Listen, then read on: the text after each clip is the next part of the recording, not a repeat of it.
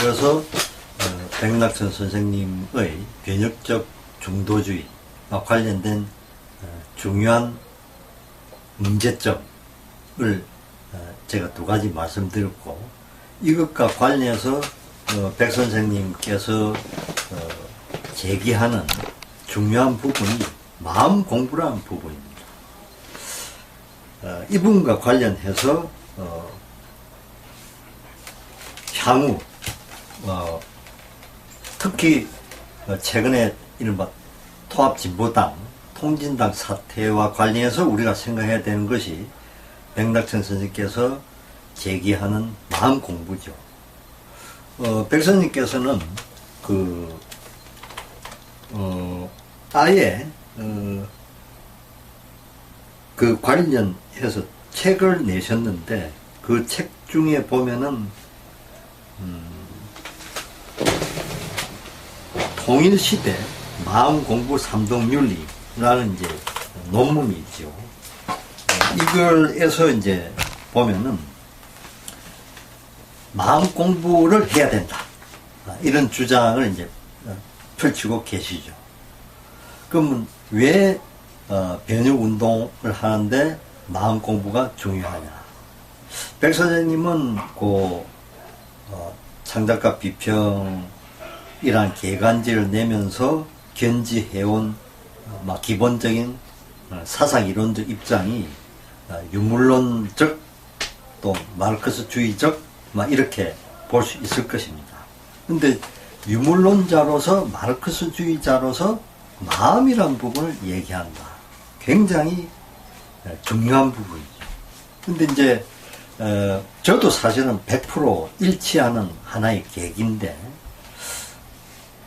현실 사회주의권, 소련과 동구, 그리고 논문에서 지적하고 있지는 않습니다만 아마도 충분히 예상 가능한 것은 중국 이른바 사회주의가 지금 어떻게 뛰어가고 있는가 라는 점을 감안할 때 마음 공부가 중요하다 라는 결론을 내리게 되었다는 겁니다. 저는 이 시점에서 우리 민주운동 진영이 존경할 만한 분으로서 서은식 선생님께서 옥중 서신에서 강조한 부분을 상기할 필요가 있다, 이렇게 봅니다. 그 1구절을 제가 한번 인용을 하면요. 혁명과 인간의 도덕성과의 관계, 사회 제도만 변혁시켜 놓으면 거의 자동적으로 인간의 선량함이 따라갈 것인지 문제. 자동적으로 따라가지 않는다면 인간이 착해지려는 주체적인 정신운동 같은 것이 사회개혁 운동과 병행 내지는 보충할 필요가 없는가의 문제. 통속적으로 이해되는 유물론적 세계관은 필연적으로 인간의 도덕적 내력을 게을리하는 경향으로 치닫는 측면을 포함할 것인가의 문제 등등, 이런 고민을 털어놓고 있죠. 1986년도 9월 9일자 옥중 서신에서 인용한 겁니다.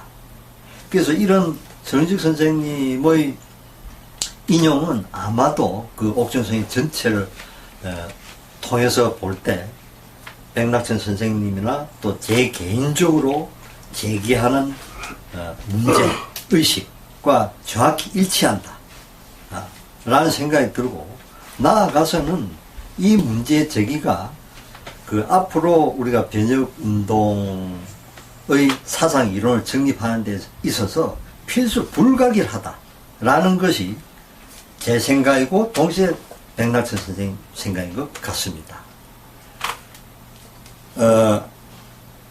누군가가 러시아의 성 프란시스코가 10명만 있었더라면 혁명을 할 필요가 없었을 텐데 라고 하면 그 누군가를 어떤 사람이라고 생각합니까? 이 말을 한 분은 블라디미르 일리치 레닌입니다. 그러니까 뭐냐면은 얼핏 생각하면은 이른바 유물론자가 아닌 관념론자들, 아니면 그리스 정교, 그 당시에 뭐 사실 러시아 짜르 체제의 국가 종교, 그리고 의학과 착취의 한 기관이었죠. 이쪽에서 나온 사람이 한 말로 적지 않은 분들이 생각할 겁니다. 그런데 이 말을 레닌이 했어요. 제가 이 부분을 본 것은 1999년도 타임지에서 본 것인데, 저는 그 당시에 그 부분 읽으면서 레닌이 언제 이 말을 했을까 찾아보니까 유감스럽게도 없더군요. 그러니까 그 연도를 알면은 대강 어떤 러시아 혁명, 그 당시에 볼셰비키 정권 하에서 이런 말을 했는가를 알면은 좀 더 그 뜻을 정확하게 알 수 있을 텐데, 유감스럽게 거기에 없기 때문에 저도 보다 정확하게 그 의미를 말씀드릴 수는 없지만, 분명한 것은 혁명 과정에 있어서 마음 공부, 말하자면 제가 지난번에 벌써 이전의 영상 교실에서 강조한 것처럼 그람시의 헤게몬 이론을 제가 얘기하지 않았습니까? 정서적, 지적, 도덕적 헤게모니를 혁명을 하고자 하는 세력이 정립하지 않으면은 혁명 성공할 수 없다라는 뜻을 강조를 했는데, 바로 이런 문제의식이 중요하다 이겁니다. 그래서 그 레닌을 잠깐 우리가 살펴보자면, 레닌이 그 혁명 권력을 장악한 후에 쓴 글들을 보면, 주요한 글들을 보면은 간단히 말해서 문화혁명을 강조합니다. 그래서 그 유명한 그 1956년도 이른바 소련 제24 공산당 대회에서 프르시초프가 스탈린 격하 운동을 하게 된 중요한 역사적 근거, 자료가 레닌의 유언장이죠. 근데 레닌의 유언장에서 레닌은 어떤 점을 얘기하고 있냐면 세 가지를 얘기합니다. 첫째는 이른바 내전과, 그러니까 그 소련 내에 있어서의 백군을 격퇴하고 또 간섭군들, 서방의 그 일본 포함해서 그 제국주의 세력의 간섭 전쟁에서 승리한 다음에 말하자면 소련 사회를 어떻게 이끌어 나갈 건가, 파괴된 경제를 어떻게 수습할 건가 라는 데 있어서 중요한 역할을 한 것이 국가계획위원회죠. 그리고 사실 국가계획위원회를 그 지도하는 것이 이제 중앙위원회고, 물론 이제 그 위에 또 정치국이 있었죠. 근데 이 국가계획위원회와 중앙위원회가 관료주의라는 문제점을 가지고 있다. 그래서 이 관료주의 폐해를 제거해야 된다. 그리고 두 번째로는 사실 스탈린과 밀접한 관련이 있는 것인데, 소수민족에 대한 민족 자결권을 존중해야 된다. 굉장히 중요한 부분입니다. 그래서 이 부분에 대한 지적, 그리고 마지막에 스탈린을 제거해라, 이런 얘기를 명백히 합니다. 그래서 제가 얘기하고자 하는 것은 사실은 뭐 이 유언장 자체보다도 이 유언장에서 말하는 그 관료주의 문제인데, 제가 왜 관료주의 문제 하는지 벌써 제 얘기를 지금 주목한 시청자분들 같으면 민주노총의 관료주의 또는 온갖 조직의 관료주의, 그걸 생각하시겠죠. 이 관료주의 문제를 넘어서야 된다 이겁니다. 근데 이 관료주의 문제라고 한 것을 넘어서려면 아주 중요한 필수 부가결한 것이 교육 문제죠. 그래서 사실은 레닌은 그 따로 1923년도 1월 2일, 그러니까 제 기억으로는 레닌이 별세하기 약 1년 전입니다. 1년 전에 교육에 관하여 라는 논문을 쓰지요. 그 논문을 통해서 레닌이 강조한 것은 러시아 민중의 문자 해득을 위해서, 간단히 좀 문맹이죠. 문맹을 퇴치하기 위해서 타 부처 예산을 줄여서라도 교육 예산을 늘려야 된다, 이런 얘기를 하고 있단 말이에요. 이게 굉장히 중요한 겁니다. 다시 말해서 그 지난번에도 제가 제기를 했던 것 같은데, 민주노총이 과연 이제까지 민주노조 운동을 하면서 교육 예산에 대해서 얼마나 적극적인 관심을 가지고 예산을 할애를 하고 또 그 예산을 우리 노동자 계급 민중의 그 삶의 조건에 대한 그 총체적 인식, 균형 잡힌 비판적 사고 능력을 함양하기 위해서, 기르기 위해서 노력했는가 라는 문제와 관련해서 이 역사적 선례를 제가 말씀드린 겁니다. 그리고 최근에 새삼 또 들은 것 중에 하나가 울산에 널리 알려진 백전노장 노조 활동가 있죠. 근데 그분과 이제 얘기하면서 역시 이제 교육 문제에 대해서 얘기를 했는데 그 하는 말씀이 그분 말씀입니다. 제 기억에 현대자동차인가 그런데 현대자동차 같은 경우에 맞아 투쟁 기금이 100억 정도 쌓아뒀다 이겁니다. 그런데 이제 이분 말씀은 그 100억 정도 쌓아둔 예산을 좀 더 지금까지보다 그 우리 노동자 민중 교육을 위해서 여러 가지 교육 문화 사업을 벌였으면 좋겠는데 이분이 생각하는 만큼 그렇게 적극적으로 말하자면 예산 배정을 안 하더라는 얘기를 제가 들었어요. 근데 그것이 아마 현대자동차만의 문제가 아니라 거의 모든 재벌 대공장 노조에 해당되는 일일 것이고 중소기업 노조는 말할 필요가 없겠죠. 우리가 잊지 말아야 될 것은 우리 전체 노동자, 정규직 그리고 비정규직 모두 포함해서 사실은 거의 90% 정도가 사실은 중소기업 업종에 있다는 점을 또한 잊어서는 안 될 겁니다. 따라서 중소기업 업종에 교육이 부족하면 부족한 만큼 우리 민주노조 운동이 새로이 혁신을 한다고 할 경우에 넘어야 될 그런 장벽들 여러 가지 있죠. 그 장벽들 중에 장벽들을 핵심으로 얘기하자면 경제주의를 비롯한 정치적 문명입니다. 아까 얘기한 것처럼 경제와 정치 분리.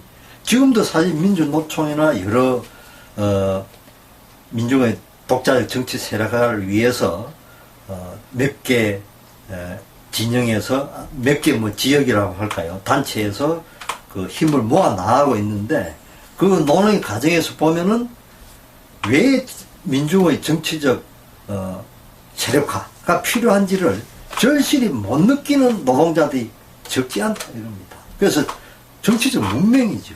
그리고 이런 문맹 그리고 남한 사회의 사실은 거의 암적인 그 가치관, 사고방식, 행태라고 할 수 있는 개인주의와 자기애를 비롯한 윤리적 항폐함 이런 걸 극복해야 된다. 그래서 이런 측면에서 우리가 교육의 중요성과 그것으로부터 비롯되는 문화혁명을 해야 되는데 결국 마음 공부라고 하는 것은 말하자면 윤리적 항폐함과 관련되는 것이죠. 이 지점에서 이 윤리적 황폐함을 넘어서는 것과 관련해서 우리가 또 지적해야 될 부분이 진리의 문제입니다. 그러니까 진리라고 하는 것하고 윤리라고 하는 건 사실 별개가 아니라는 것이죠. 같이 가는 겁니다. 우리가 보통 왜 진선미라고 하지 않습니까? 그럼 사실 진선미는 삼자가 같이 가는 거죠. 진을 얘기하면 벌써 선과 미가 전제되어 있는 것이고 선을 얘기하면 진과 미가 전제되어 있다 이겁니다. 그래서 이런 점에 대해서 우리가 좀 정면 직설해야 된다. 그러면서 그 진리 문제와 관련해서 보자면은 우리 백낙 선생님께서 마음 공부를 주장하면서 용수 나가르주나라는 분이죠. 나가르주나의 중론을 공부하신 것 같습니다. 근데 그 나가르주나는 불교 사상의 역사에 있어서 그리스도교 또는 가톨릭의 사상의 역사에서 성 오거스틴 정도의 비중을 가지는 아주 걸출한 위대한 사상가죠. 근데 이 용수가 여러 이제 저작이 있습니다. 그 중에서 왕에게 대한 조언이란 책이 있는데, 글자가 조언을 하는데, 왕은 백성에게 진실되고 진리이며 상냥한 또 뜻이 있는 적절한 것을 말해 주어야 한다 라는 강조를 하고 있죠. 그래서 이것은 사실은 용수라는 분은 기원 후 1세기와 2세기경에 살았던 분인데, 진리에 대한 강조는 사실은 용수가 살던 그 시대뿐만 아니라 오늘날 시대에 있어서도 사실은 굉장히 중요한 문제죠. 그래서 이 진리에 대한 중요성을 인식해야 된다. 그리고 그 진리에 대한 인식과 관련해서 생각할 수 있는 것이 윤리라고 할 때, 백 선생님은 그건 사실 제 생각이기도 하고, 사실은 불교의 그 참여 불교, 인게이지드 부디즘이라고 하죠. 참여 불교 쪽에서 거의 상식화되어 있는 일종의 공리 같은 것입니다. 뭐냐? 자본주의 체제라고 하는 것은 인간의 역사에 있어서 뿌리 깊은 삼독, 불교에서 삼독이라는 얘기를 하죠. 탐진치, 탐이라고 하는 건 글자가 더 욕심이죠. 진이라고 하는 것은 한자를 보면 눈목자에다가 참될 진자를 써놨어요. 다시 말하자면 미움, 증오심을 말하는 겁니다. 사람이 특히 이제 어떤 사람에 대해서 미움이 발동하기 시작하면은 사실은 전체를 보지 못한다는 것을 사실 그 한자는 아주 잘 보여주고 있는데요. 그래서 이 미움의 경향, 감정, 그리고 치라고 하는 것은 어리석음이죠. 불교에서 말하는 어리석음이라고 하는 것은 우리가 보통 말하는 어떤 지식을 넘어서서 그걸 포함해서 사실 지혜의 반대를 말하는 겁니다. 그래서 이 탐진치가 제도화된 역사적 한 가지 형태로서 자본주의 체제를 보고 있다. 따라서 우리가 그것이 하나의 공리라면 어떤 얘기가 됩니까? 자본주의 체제에 대해서 과학적으로 통찰력을 발휘한 칼 막스, 그리고 그 이후의 이른바 막스주의 사상운동, 정치운동, 사회운동의 성과를 개성함과 동시에 제 경우에는 또 백 선생님도 큰 차이가 없다고 봅니다만, 불교 또는 꼭 불교 아니라도 괜찮습니다. 가톨릭이든 개신교든 원불교든 천도교든 이슬람교든 이런 종교적인 어떤 진리들, 거기에 입각한 마음 공부와 윤리라고 한 것을 병행하지 않으면은 지난번에 말씀드린 것처럼 혁명 성공할 수 없다라는 것을 백마천 선생도 강조하고 계시고, 그럴 때 마음 공부를 주장한다 이겁니다. 그래서 아까 말씀드린 것과 지금 말씀드린 백 선생님께서 마음 공부를 강조한 것을 조합해서 그럼 백 선생님의 생각의 요지를 어떻게 말할 수 있냐? 자본주의적 계급 모순, 민족 모순이 인간의 오래된 삼독, 탐진치, 이 오래된 삼독이 잉여가치 착취와 비작취 관계를 통해서 제도화된 까닭에 발생한 것인데, 한반도의 역사적 지리학적 특수성으로 말미암아 분단 모습을 낳았다. 이건 백 선생님이 그렇게 표현한 게 아니라 제가 볼 때 이렇게 요약할 수 있다 이겁니다. 그래서 이 백 선생님께서 그 분단 모순부터 우선적으로 해결해야 된다 이런 말씀을 얘기하면서, 분단 모순과 한국의 그 정치 정세, 또 정치적 민주화, 경제 민주화 밀접한 관계에 있다 이런 말씀을 하신단 말이죠. 그러면서 남북한의 통일이라고 하는 것이 베트남식의 무력 통일 또는 동서독의 금력 통일, 맞아, 자본의 힘에 의해서 되는 통일이 아니라 도덕 통일이 되어야 된다 이런 말씀을 합니다. 아마 여러분도 백낙천 선생의 도덕통일을 들으면은 어떤 생각이 듭니까? 저희 경우에는 백범 김구 선생의 꿈이 생각납니다. 백범 김구 선생이 뭐라고 그랬습니까? 해방된 시기에 새로운 나라의 목표가 부강나라가 아니다. 높은 문화의 힘을 지녀서 우리 조상이 좋아하던 인자한 덕을 지닌 성인들의 나라, 이런 나라를 건설하는 것이 그 백범 선생을 비롯한 이른바 자주적 민주국가 건설의 방향과 내용이 되어야 된다 라고 백범 선생이 자기 꿈을 말씀하셨죠. 이런 꿈의 연상선상이 있는 게 아니냐 라는 생각이 듭니다. 그래서 그 백낙천 선생님의 변혁적 중도주의가 가지고 있는 그 중요한 사상 이론적 문제 제기, 그리고 그 문제 제기한 답에 대해서 상당한 부분을 공감하고 또 앞으로 더 발전시켜야 된다.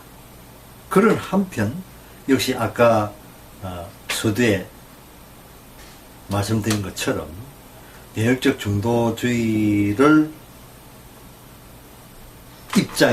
그 입장에 설 때 야권 연대가 아니다 하는 부분과 관련해서 다시 한번 말씀을 드린다면,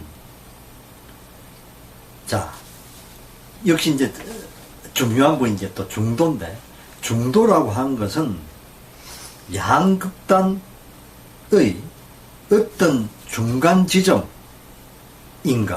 아니다 이겁니다. 다시 말해서 아까 백 선생께서 제기했던 식으로 표현하자면 온건 개혁 노선은 물론이거니와 그건 옳지 않다 이렇게 보는 것이고, 다만 민족 해방 노선과 민주주의 노선을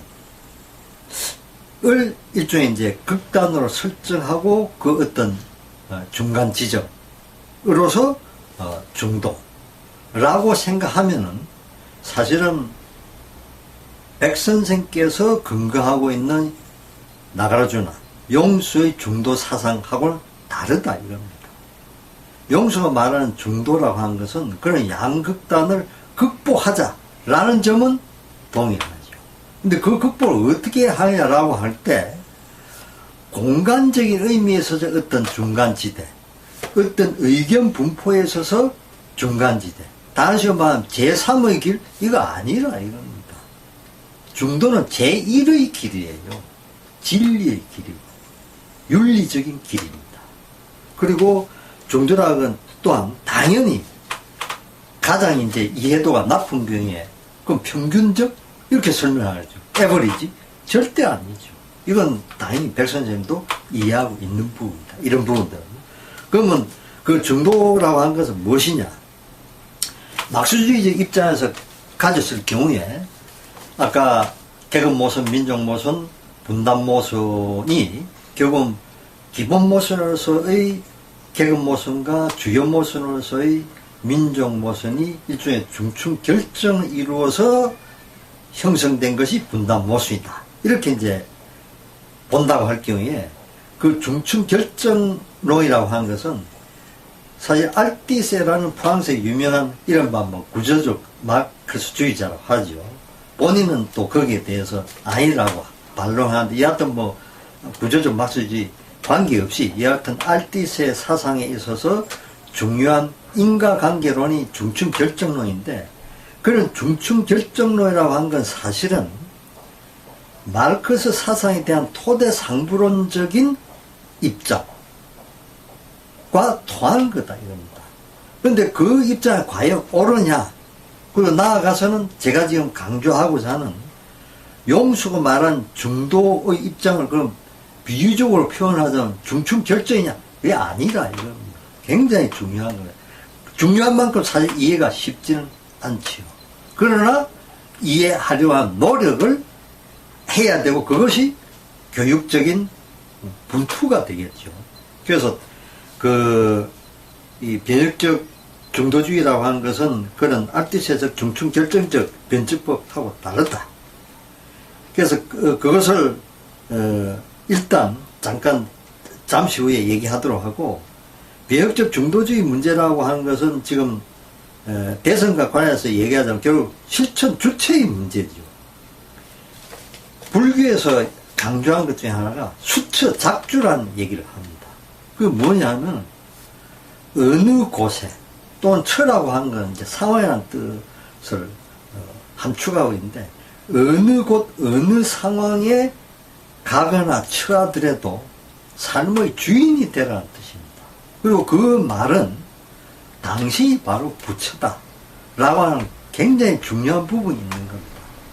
우리가 생각해야 될 것은 이 야권 연대와 관련해서 지금도 적지 않은 노동자 민중이 유신의 적통인 박근혜의 당선을 저지하기 위해서는 야권 연대해야 된다. 그래서 야권 후보 단일화해야 된다.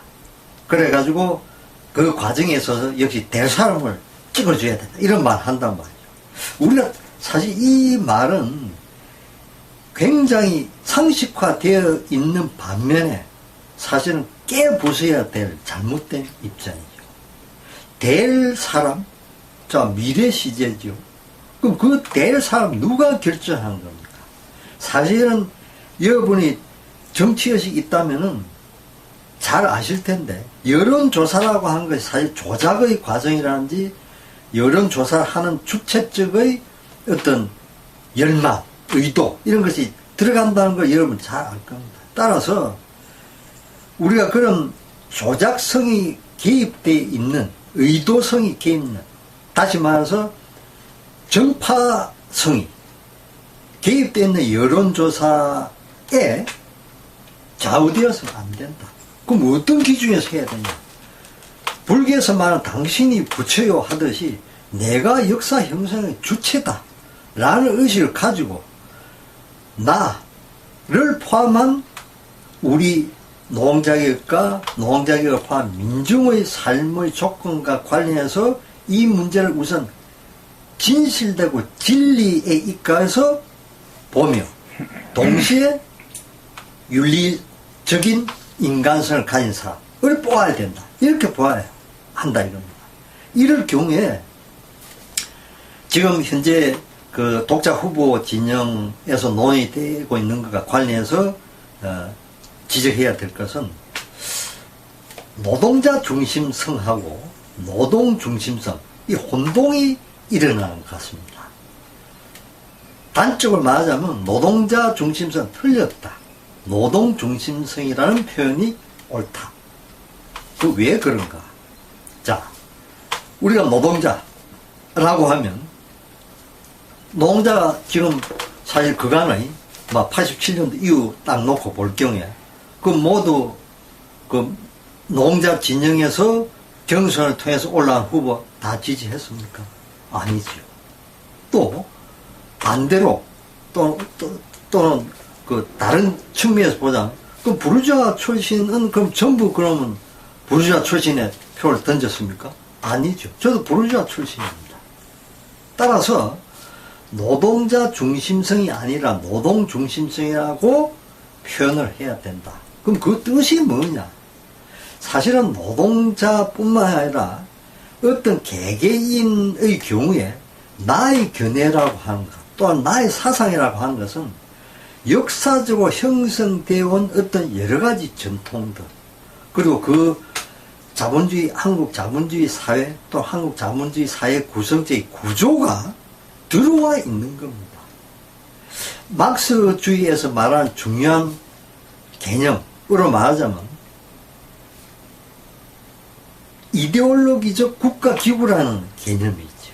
아주 중요한 개념이고, 이 개념은 그람시의 헤게모니 론으로부터 이제 또 나온 것인데, 그러니까 이 민중의 독자적 후보라고 하는 부분을 얘기할 때 중요한 것은 국가 권력의 성격을 바꾸는 거죠. 국가 권력의 성격을 바꾼다는 걸 말하자면 악법을 철폐하고, 말하자면 노동자를 비롯한 민중의 삶을 인간다운 삶으로 만들어 나갈 수 있는 법을 만들고 또 그런 법에 입각한 제도를 개선을 하고 없는 제도 또 새로 제도를 만들고 하는 과정을 할 경우에 이 국가 권력의 성격이라고는 크게 두 가지 차원으로 이루어집니다. 한 가지는 강제력이죠. 경찰과 군. 다른 한 가지는 동의라는 부분입니다. 그러니까 국가 권력 또는 뭐 경우에 따라 혼동해서 뭐 사회적으로 어떻다라고 하는 동의를 형성하는 것인데 이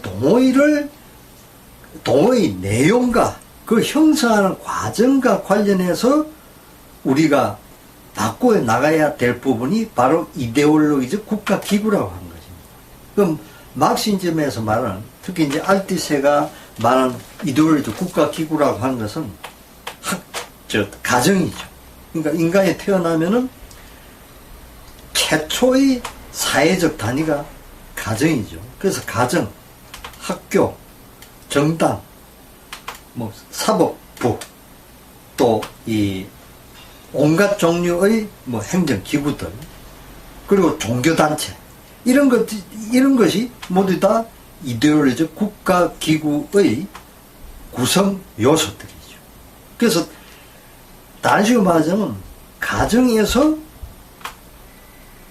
자본주의 체제와 관련해서 어떻게 부모들이 평소에 부모끼리 대화를 하느냐라고 하는 것이 아이들의 돈에 대한 관념, 경제에 대한 관념, 특히 노동에 대한 관념에 영향을 미치죠.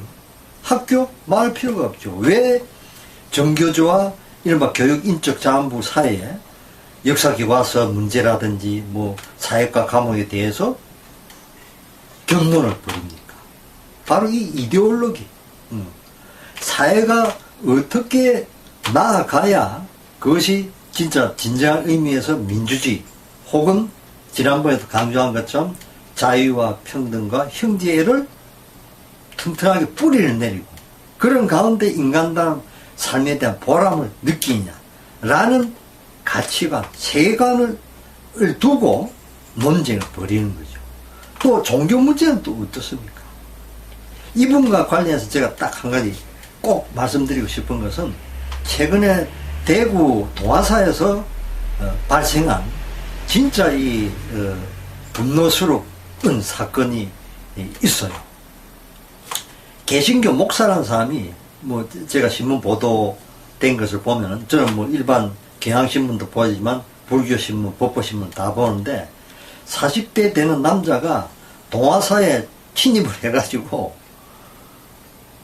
불경을 찢는가 하면 탱화, 왜 저 삼존부를 모셔놓으면 뒤에 그림이 있지 않습니까? 그 법당에 들어가면 탱화에 입으로 담을 수 없는 욕설을 적어 놓는가 하면 또 그 일종의 정화수를 떠놓는 그릇에 자기 소변을 본 이런 행동을 했다는 겁니다.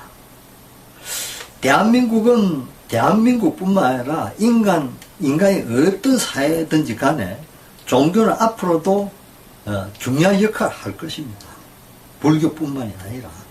그럴 경우에 불교는 제 입장은 사실 뭐 불교가 보다 넓고 깊게 인간의 삶의 조건에 대해서 또 나아가야 할 방향에 대해서 보고 있다고 생각하는 한편 다른 종교에 대해서 기본적으로 존중하고 대화를 해야 된다라고 저도 생각합니다. 그리고 지각이 있는 분들 같으면 다 그렇게 생각하죠. 그런데 이런 일들이 벌어지고 있다 이런 거죠. 그런데 이런 사람들 경우는 틀림없이 어떻겠습니까? 이런 말도 안 되는 행동을 하는 사람이 과연 진보적일까요? 아니죠. 그걸 한 가지만 더 얘기하자면 이명박 정권에 들어서고 나서 보도된 것에 따르면 강남구 쪽인가 보면은 인터넷에 들어가서 그 강남구 쪽 지도를 확인해 보면은 봉은사를 비롯해서 중요한 절들 전부 지워버렸다는 겁니다. 교회는 그대로 놔두고 뭐 하여튼 이른바 이명박 정권 들어와서 이른바 종교 편향 정책 말할 필요가 없습니다. 그리고 이 개신교도들 한국의 개신교도 보면 상당히 극명한 대조를 이루는데 민중 신학의 전통이 있는가 하면 그야말로 극우 반공주의자들이 있죠. 그래서 원래 말씀드리고자 한 그 이데올로기 국가기구와 관련해서 한국에 있어서의 종교의 역할이라고 한 것이 굉장히 중요하다. 그리고 이 부분과 관련해서 한마디로 마치자면은 불교도 지금 그렇고 개신교도 그런 걸로 알고 있습니다만 아마 가톨릭도 앞으로 그렇게 해야 되라 보는데 평신도들이 보다 제대로 된 입장을 밝혀서 불교 교단이나 개신교 교단이나 가톨릭 교단이 사회적 역할을 제대로 할 수 있도록 그 역할의 주된 방향이 뭐겠습니까? 민중과 노동자 계급에 대한 배려가 될 것입니다. 그래서 이런 강제력과 동호의 힘을 가지고 국가 권력이 유지가 되는데 이전과 관련해서 아까 얘기한 그 노동자 중심주의냐 노동 중심주의냐라고 할 경우에 노동자 중심주의가 아니라 노동 중심이라고 할 경우에 노동자 중심주의가 함축하고 있는 우리가 넘어야 될 입장들, 경제주의, 조합주의, 또 경제주의를 전제로 한 전투적 노조운동, 좁은 노조운동, 이런, 그리고 이제 현장 중심주의, 이런 것들, 그리고 또 빠질 수 없는 게 있죠. 지식인에 대한 반감. 저는 이 부분 상당히 중요한 문제라고 보는데 한국의 지식인의 역사를 보면 사실은 반감이 들 만한 거 있습니다. 문제는 반감이 아니라 비판을 해서 넘어가야 되죠. 그리고 저도 사실은 지식인이죠. 그러니까 아까 말씀드린 것처럼 노동자라고 해서 다 말하자면 변혁지향적도 아니고 나아가서는 사실은 개혁 노선도 아니다 하는 점을 우리가 직시한다면 지식인이라고 해서 진보적 지식인 중에 회절한 사람도 있고 하지만 하지 않은 사람도 있다. 그래서 그런 변혁지향적인 혁명적 인텔리겐트와 우리 노동자 계급과 민중이 부단히 만나서 현실 상황의 조건에 대해서 대화를 하고 그런 가운데 모순을 과학적으로 공유를 하고 그러면서 올바른 행동 노선을 지켜나간다 라는 점을 강조하고 싶은 겁니다. 변혁적 중도주의 이론과 관련해서 마지막으로 생각해 보아야 될 점은 불교적 중도라고 하는 것이 무엇인가 라는 것입니다. 사실 굉장히 어려운 부분입니다. 중도 사상이라고 하는 것은 아까 말씀드렸듯이 1세기와 2세기경에 살았던 나가주나 용수란 분이 쓴 중노이라는 책에서 아주 체계적으로 그리고 세밀하게 분석을 하고 있어요. 상당히 읽기가 만만찮은 책인데 용수의 이 중노는 불교 사상에 있어서 이른바 대승불교와 소승불교 들어보셨죠?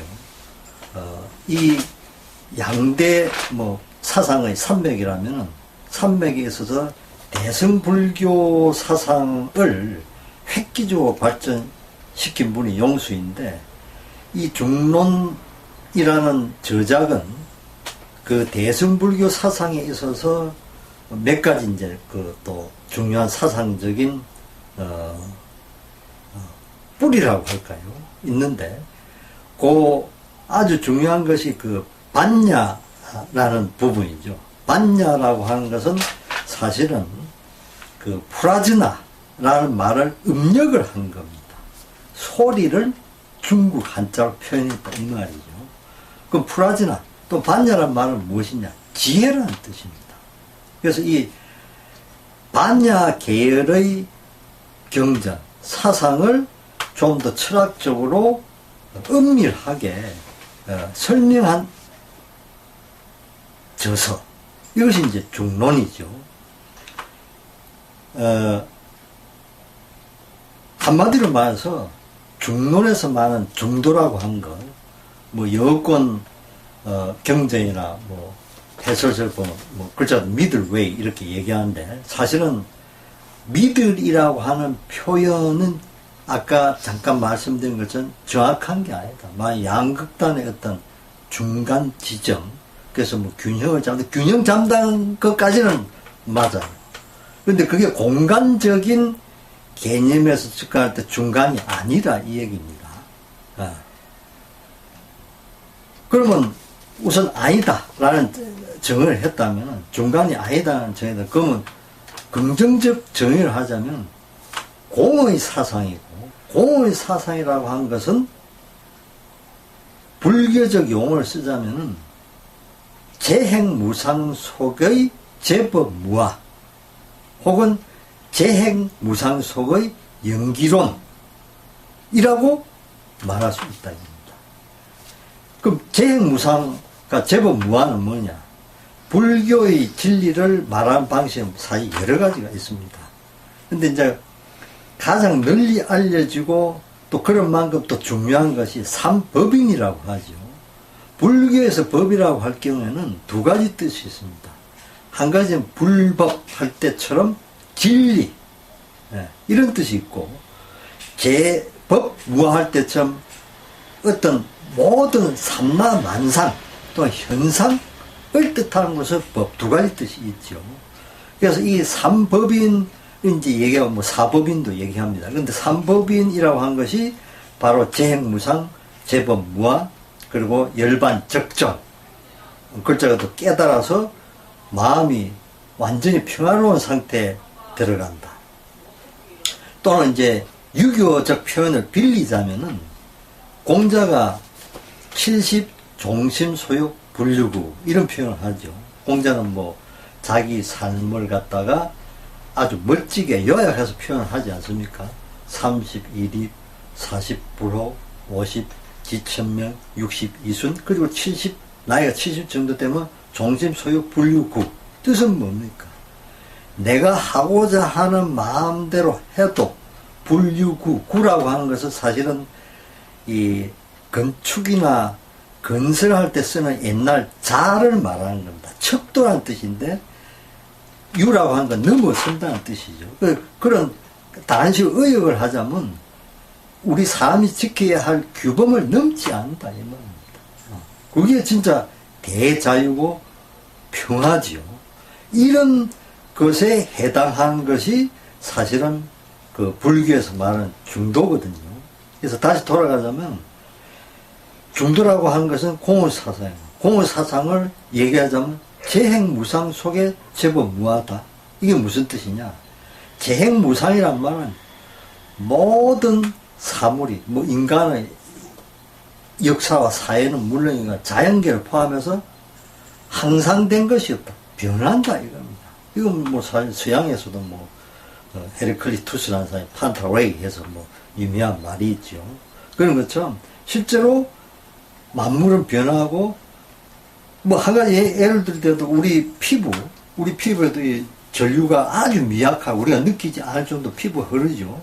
전기가 흐르죠. 그런데 피부도 그렇고 사실 위장 같은 경우에 위벽도 그렇고 간장도 그렇고 모든 장기는 기간을 달리하면서 사실은 세포가 변해요. 예를 들어 우리는 사실 그걸 못 느끼죠. 그런 걸 느낄 정도로 인간의 감각이 세밀하고 않기 때문에. 그래서 여하튼 그런 끊임없이 변화한 속에 제법 무아라고 하는 건 또 무슨 뜻이냐?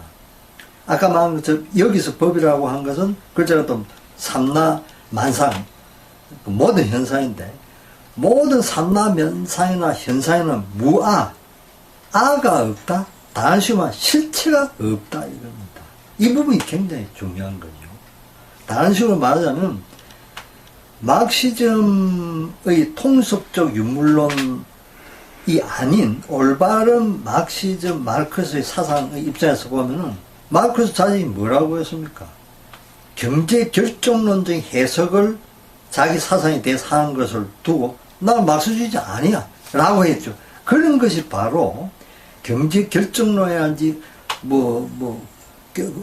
어떤 쪽에 반대로 뭐 마음의 결정론 이런 어떤 결정론적인 것을 부정할 수 있는 게 그게 이 비본체론이거든요. 영어로 뭐 이센셜리즘이라 하죠. 그래서 이 사실 참 설명하기가 굉장히 어려운데 다른 식으로 또 얘기하자면 불교에서 막 그럼 개인을 놓고 개인이 없다 이 말 아니죠. 불교에서는 또 이제라는 걸 얘기합니다. 속죄와 진죄라 해서 두 가지 진리 두 가지 차원을 얘기하는데 이건 다음 기회에 얘기하도록 하고 오늘 백낙천 선생의 변혁적 중도주의와 관련해서 얘기하자면은 본질주의를 넘어선다는 얘기는 개개인이 있음과 동시에 그 개인은 나 아닌 모든 사람들 그리고 나 아닌 모든 생명체들과 연계되어 있다 이겁니다. 이건 사실 조금 생각해 보면 예를 들면 오늘날 그 생태학주에서 얘기하는 인가론이라고 할까요? 을 좀 안다면은 뭐 이해하기가 좀 쉬운 건데 사실은 인가론 코젤러티하고 이 연기론은 또 사실 또 다른 겁니다. 그래서 좀 더 얘기하자면 연기론이라고 하는 것은 모든 사물, 모든 인간, 모든 현상이 연결되어 있다 이겁니다. 그것은 꼬리에 꼬리를 무는 형식으로 되어 있기 때문에 어떤 순간의 원인이 또 순간적으로 결과가 돼요. 그 결과가 또 어떤 순간에 원인이 됩니다. 단기적으로 보면. 또 중기적으로 보면 어떻습니까? 단기적으로 원인이었던 것이 중기적으로 결과가 되고 또 그것이 또 장기적으로 보면 또 원인, 이런 원인과 결과가 끊임없이 꼬리에 꼬리를 무는 형태로 되어 있는 것이 인간사회고 자연계라 이겁니다. 이것을 이미지로 표현하면은 에셔라는 화가 그린 이 그림으로 이미지화 할 수 있는 겁니다. 여러분 여기 보면은 어떤 일반적인 그림에 있어서 예를 들어 김홍도 같은 씨름도가 있다. 또는 고호 같으면 해바라기를 배경한 그림들 여러 어떤 그림이라든지 그 그림들하고 이 그림의 기본적인 어떤 구도라든지 그게 분명히 좀 차이가 나죠. 이걸 보면은 이렇게 볼 수 있고, 그러니까 중도 사상을 이해한다고 할 게 연기론적인 눈으로 자기 자신과 역사와 자연을 본다는 것인데, 그 보는 걸 이미지하면 이런 것이고, 또 다른 식으로 하면 그것은 프랙탈적 구조를 가진다 이겁니다. 자, 다시 백낙천 선생님이 말씀하신 분단 모순, 분단 체제론으로 돌아가자면은, 아까 말씀드린 것처럼 여하튼 계급 모순과 민족 모순이 여하튼 어우러져 가지고 분단 모순이 나온다 이렇게 말씀하셨죠. 그러면 가정을 해 보십시오. 자, 여기 있는 이 이미지가 여기 계급 모순, 분단 모순, 민족 모순 다 있다고 칩시다. 그런데 요 부분을 딱 떼어놔 가지고 확대를 해 보면 요 일부분만 딱 놓고 보면 이거하고 다르죠. 근데 이걸 실제로 확대해 보면 이 부분이 그대로 나타난다 이겁니다. 무슨 뜻인지 이해가 좀 가죠. 따라서 불교에서 어떤 얘기를 하느냐면 이건 사실 불교보다 훨씬 이후에 20세기 철학 사상에 있어서 위대한 인물 중에 한 인물 비트겐슈타인이라는 사람이 있죠.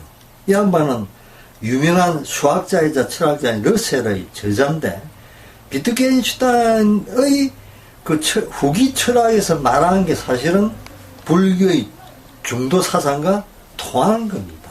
그래서 실제로 불교에서는 비트겐슈타인 사상하고 비교 연구도 많이 하죠. 근데 여하튼 제가 말씀드리고자 하는 것은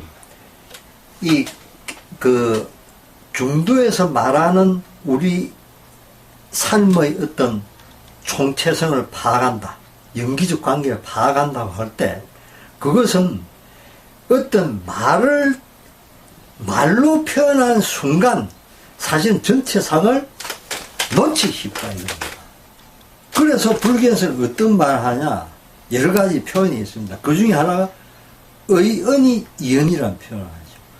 말에 의존하면서도 말에서 떠난다, 넘어선다는 얘기를 한다 말이에요. 이 부분이 사실은 중도 사상의 중요한 부분이고, 지금 이 프랙탈적 구조, 다시 말해서 계급 모순과 민족 모순과 분단 모순의 관계라고 하는 것은 러시아 인형과 같은 게 아니라 이겁니다. 여러분 러시아 인형 알죠? 맨 큰 부분 껍데기를 벗겨지 하면 또 똑같은 인형이 있어. 그걸 또 벗기면 어때요? 똑같은 인형이 나오죠.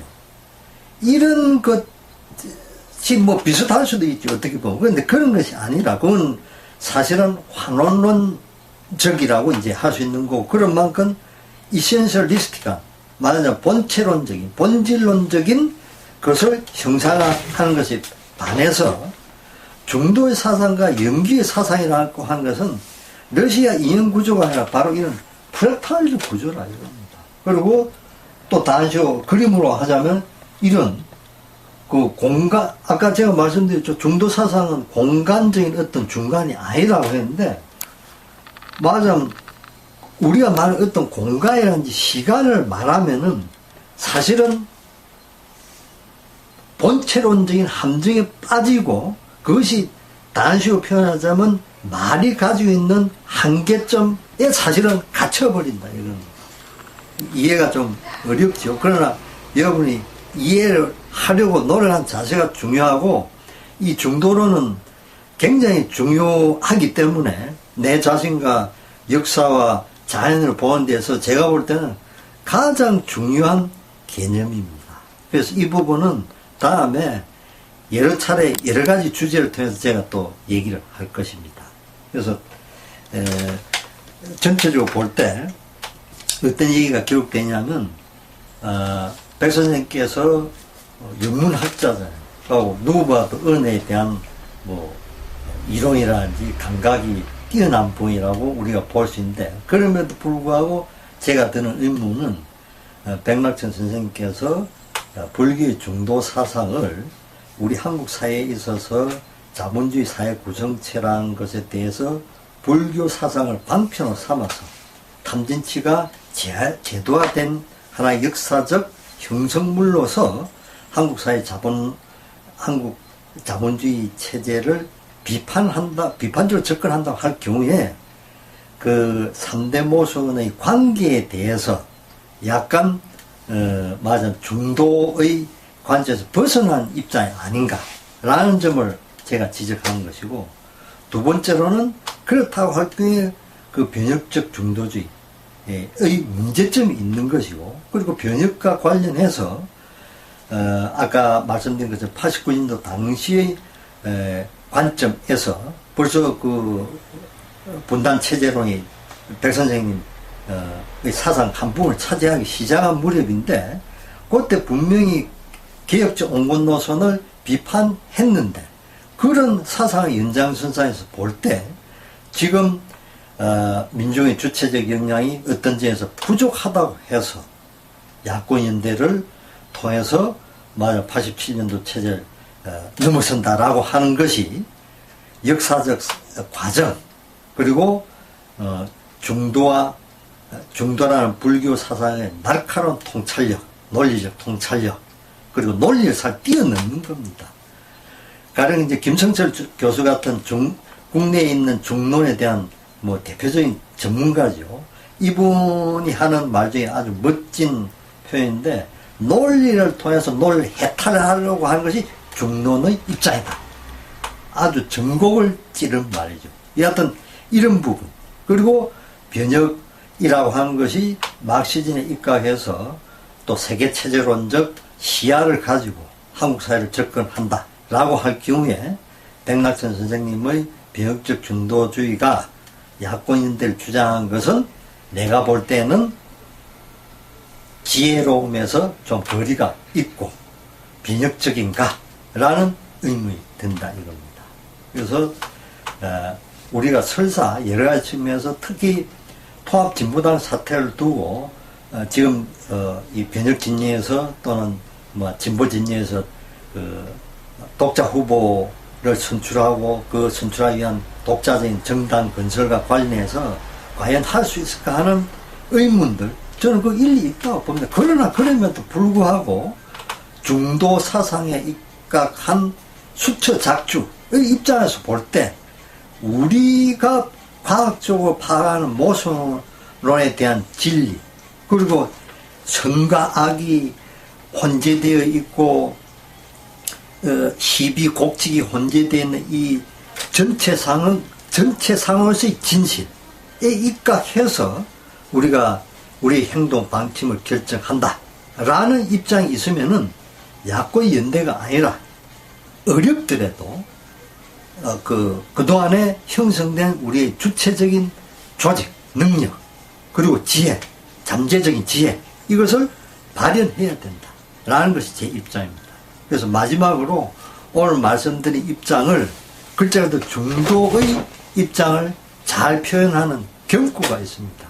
제가 초등학생 때 본 경구로 아주 기억에 남는 경구인데, 물론 뭐 초등학생 때 뭐 지금처럼 이렇게 이해는 못했겠죠. 그것은 그 채근담이라는 중국의 유명한 그 고전에 나오는 경구입니다. 수수진에 선구시 하면 약 화풍지 소혹서다. 혼욕지중 능탈속 하면 사 다몰지영 경운이다. 우리식으로 풀이를 하자면 시대의 흐름을 따르면서도 시대를 잘 구하는 것은 마치 산들바람이 불어와 무더위를 씻어내는 것과 같아. 세속에 섞여 있으면서도 세속을 벗어날 수 있는 것은 마치 희미한 달빛이 가벼운 구름을 환히 비추는 것과 같아. 시대의 흐름을 따라야 되지요. 그런데 그것이 대중추수주의, 아까 말한 노동자 중심, 노동자주의, 지식인에 대한 반감, 조합주의, 전투적 경제주의, 현장 중심주의, 이런 협소한 것을 넘어서려면 이게 잘 구하는 것입니다. 또 세속에 섞여 있으면서도 세속을 벗어나는, 이건 무슨 뜻입니까? 자본주의 체제에 있으면서 우리는 일정 정도 적응을 하면서도 자본주의 체제를 넘어서야 되죠. 사실 오늘 시간 때문에 많은 부분 좀 생략했는데, 자본주의 체제를 넘어서는 데 있어서 중요한 것이 국가의 성격을 아까 말씀드린 바꾸는 것입니다. 그리고 궁극적으로는 국가를 소멸하는 방향으로 가는 것이, 이것이 사실 막스 사상의 핵심이고, 국가 소멸론은 불교식으로 말하는 그게 불국토인 겁니다. 예수님이 말한, 내가 이해하고 있는 예수님이 말한 그게 천국이죠. 지상천국이죠. 네. 그래서 오늘 제가 말씀드린 내용은 비역적 중도주의 사상은 우리가 앞으로도 연구를 할 만한 풍부한 질문들을 제기한 사상이다. 그럼에도 불구하고 제가 볼 때는 사상적인 점에 있어서 몇 가지 부족한 점이 있다.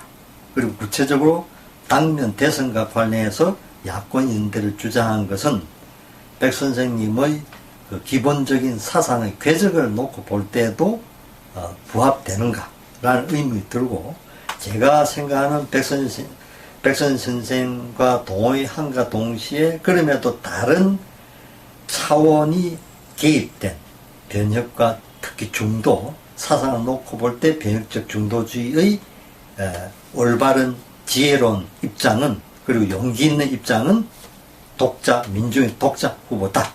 이 말씀을 오늘 드린 것입니다. 감사합니다.